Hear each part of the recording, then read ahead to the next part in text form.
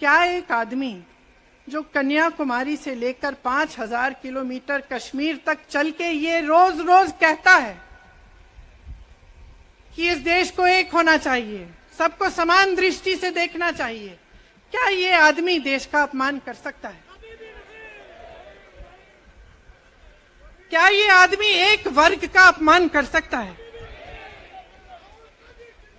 तो ये आदमी क्या कर रहा है?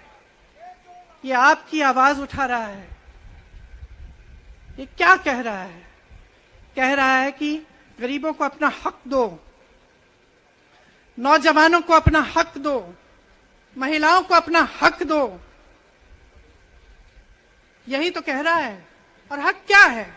हक ये है कि जो आपका है वो आपके हाथों में जाना चाहिए, किसी बड़े उद्योगपति के हाथ में नहीं, जो प्रधानमंत्री जी के मित्र हैं। ये है आपका हक। उसी हक की लड़ाई लड़ रहा है। तो आप समझिए, ये एक इंसान की बात नहीं है, ये एक राहुल गांधी की बात नहीं है, ये पूरे देश की बात है। जब हम कहते हैं लोकतंत्र को बचाना है, तो हम किस बात की को बचाने की कह रहे हैं? क्या कह रहे हैं हम? लोकतंत्र क्या होता है? खुल के जवाब मांगो, सवाल उठाओ। यही तो लोकतंत्र है कि आपको कोई आपत्ति है, कोई समस्या है, आप किसी के पास जाकर अपना हक मांग सकते हैं। आप कह सकते हैं भाई हमारे लिए ये क्यों नहीं किया, इतनी महंगाई क्यों है, हमारे लिए रोजगार क्यों नहीं बनाए। लेकिन आज यही हक आपसे छीना जा रहा है और आपका ध्यान इधर उधर भटकाया जाता है और इतनी चीजों को फैलाया जाता है जो सच नहीं है, झूठों को फैलाया जाता है। आप सोचिए, राहुल गांधी दुनिया के सबसे बड़े जो शिक्षा के संस्थान है वहां से पढ़ के आए हैं। हार्वर्ड और कैम्ब्रिज की उनकी डिग्री है।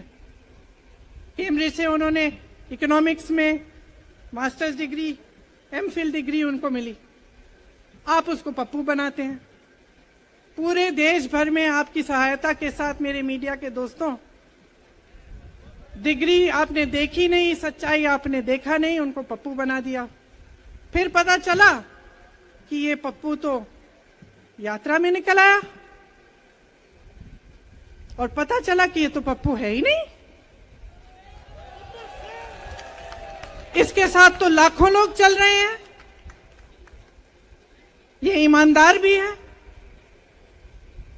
ये सब बातों को समझता भी है, ये जनता के बीच जा रहा है, जनता की समस्याओं को सुन रहा है, तो जनता इसके साथ चली जा रही है। तो घबरा गए कि राहुल गांधी ने संसद में वो सवाल उठाए जिनका उनके पास जवाब नहीं है।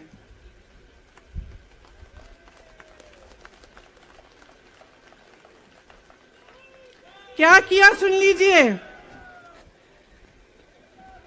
एक तरफ से हंसी भी आती है कि एक आदमी को रोकने के लिए इतना सारा करना पड़ा। जिस आदमी ने राहुल जी के खिलाफ सूरत में कंप्लेंट लगाई, आपको मालूम है कि पिछले साल उसने खुद कचहरी में जाके बोला इस पे आप स्टे लगा दीजिए। 1 साल के लिए अपने ही केस पे स्टे लगवाया। फिर वापस कब गए केस खुलवाने के लिए? राहुल गांधी के संसद में अडानी पे के भाषण देने के 1 हफ्ते बाद। 1 हफ्ते बाद वो आदमी वापस जाता है, कहता है केस खोल दी, सुन लीजिए अब हम तैयार हैं। 1 महीने के अंदर अंदर जज कह देते हैं कि राहुल गांधी को 2 साल की सजा मिलेगी। आपने देखा इस देश में कितने केस हैं कि जेल में 10 साल के लिए पड़े रहते हैं, उनकी सुनवाई नहीं होती। ये तो सुनवाई भी फट से हो गई, जजमेंट भी फट से हो गई, सजा भी फट से हो गई। और आपने कह दिया अगले दिन कि 8 सालों के लिए ये चुनाव नहीं लड़ सकते, संसद से बाहर कर देंगे इनको। वाह वाह वाह वाह वाह वाह, बहुत धैर्य है आप में। अरे कायर हैं, कायर है इस देश का प्रधानमंत्री। लगा दो केस मुझ पर,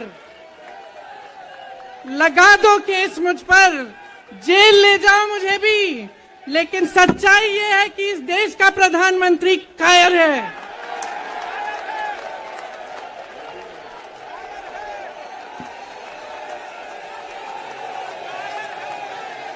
अपनी सत्ता के पीछे छुपा हुआ है, अहंकारी है, और इस देश की बहुत पुरानी परंपरा है, इस देश की बहुत पुरानी परंपरा है, हिंदू धर्म की पुरानी परंपरा है कि अहंकारी राजा को जनता जवाब देती है। और इस देश की बहुत पुरानी परंपरा है कि अहंकारी राजा को ये देश पहचानता है। मेरे परिवार ने मुझे एक चीज सिखाई है कि ये देश दिल से बोलता है और दिल से सुनता है।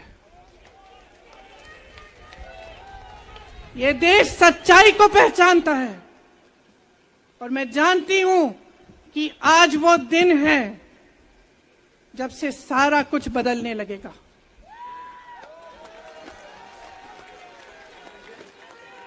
मेरे मीडिया के साथियों, मैं आपसे कहना चाहती हूं, बहुत हो गया है, बहुत हो गया है। मैं जानती हूं आप पर कितना दबाव है, मैं जानती हूं कि आपको लाइन भेजी जाती है कि आज आपको ये कहना है, आज आपको ये लिखना है, लेकिन आपकी एक बहुत बड़ी जिम्मेदारी है। आज लोकतंत्र खतरे में है। अगर सरकार सवाल उठाने वाले को 8 सालों के लिए संसद से निकाल सकती है, अगर कह सकती है कि तुम्हें चुनाव लड़ने की ही इजाजत नहीं है, तो बहुत गड़बड़ है, बहुत गलत हो रहा है, और ये लोकतंत्र के लिए ठीक नहीं है, ये इस देश के लिए ठीक नहीं है।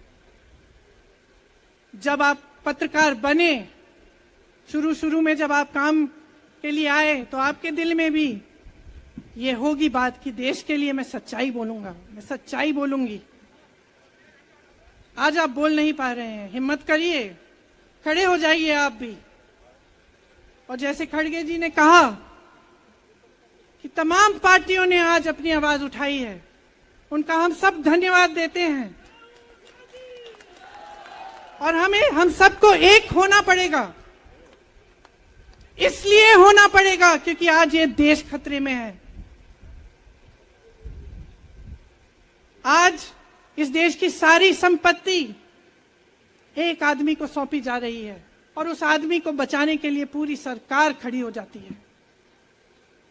बहुत गलत हो रहा है। अगर आज मेरे भाइयों और बहनों आप इसको पहचान नहीं पाएंगे तो इस देश को बहुत खतरे में डाल देंगे। इसीलिए यहां खड़े हुए महात्मा गांधी जी की समाधि के कुछ ही गज दूर खड़े हुए मैं आपको याद दिलाती हूं कि कितनों ने इस देश के लिए अपना खून बहाया है, कितनों ने इस देश की धरती, इस देश की आजादी के लिए अपना खून बहाया है।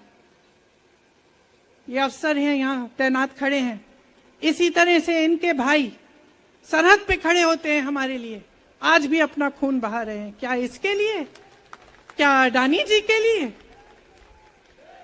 कि अपने देश के किसान के लिए, अपने देश के गरीब के लिए, अपने देश के छोटे व्यापारियों के लिए, महिलाओं के लिए, अपने बच्चों के भविष्य के लिए हम सब अपनी जान देने के लिए तैयार हैं। तो मैं आपसे आग्रह करती हूं, मेरे देशवासियों, आंखें खोल लो, समय आ गया है, डरो मत। राहुल गांधी के शब्दों में डरो मत, इनका सामना करने का समय आ गया है। एकजुट हो जाओ, सामना करो, इस देश की सच्चाई को उभारो, इस देश की एकता को बनाए रखो और इस देश को आगे बढ़ाओ। जय हिंद, जय हिंद।